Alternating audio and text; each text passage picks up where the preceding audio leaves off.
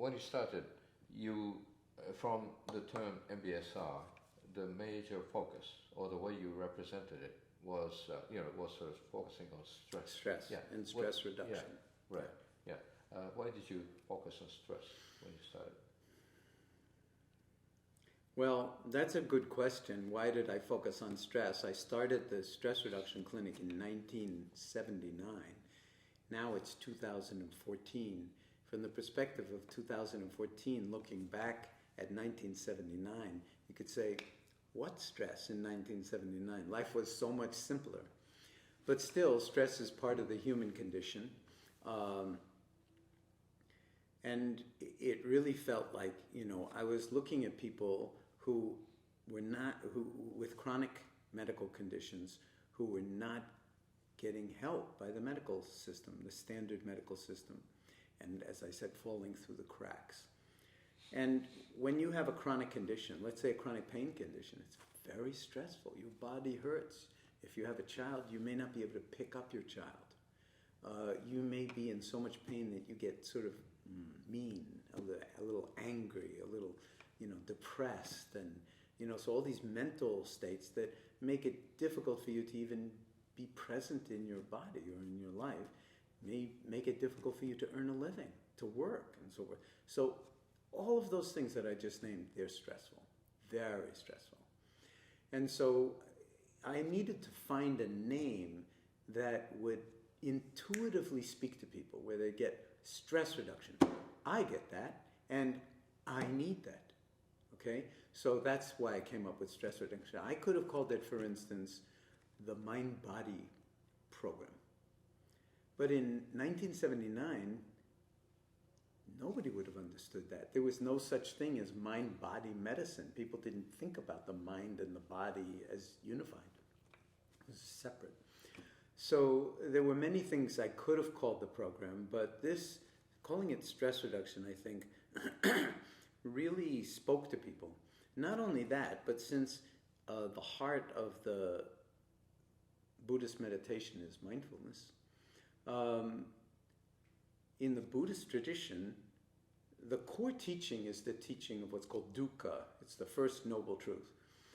The first noble truth is the truth of the actuality of suffering, of things being always slightly out of joint, never fully satisfactory, a lot of anguish, a lot of sort of rending and so forth. So that word dukkha is often translated as stress. So I could have called it the dukkha reduction program, and then of course nobody would have understood it. But there's a nice kind of symmetry calling it the stress reduction program. Although it's not really about reducing stress. It's really, and it's certainly, I don't use the term management, stress management, which a lot of programs call themselves stress management. It's not about managing the stress. That's like, we would say, rearranging the deck chairs on the Titanic, If the boat's going to sink, it doesn't matter how the deck chairs are rearranged. What matters is the sort of fundamental question of how am I going to be in relationship to experience, and in particular, unwanted experience, unpleasant experience, difficult experience. And whether all I do at a certain point is take drugs or go to surgeons to have the pain cut out, if it's a physical pain in the body, which of course never works. Give up on my life, fall into deep depression, that kind of thing. And what the mindfulness-based stress reduction is saying is, wait a minute, don't give up on your life yet. There may be hope. If you start to exercise certain kinds of muscles, if you start to connect with certain kinds of deep inner resources that you already have them because you're a human being. Everybody has them. So you can begin to learn, even if you're 60 or 70 or 80 years old. There are things that maybe you could learn. There are things that out of that learning you could sort of grow. The learning usually involves in growing, seeing new things in new ways. That actually leads to healing, which in my working definition isn't curing, but it's coming to terms with things as they are, learning how to live with chronic pain.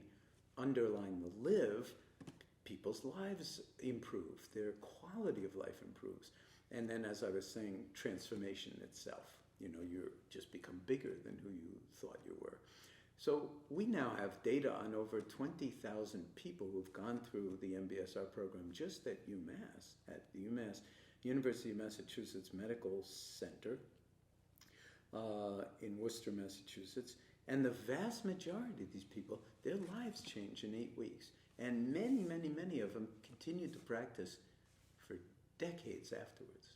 And I know some of my old patients who were in my early classes in 1980, and they're still practicing.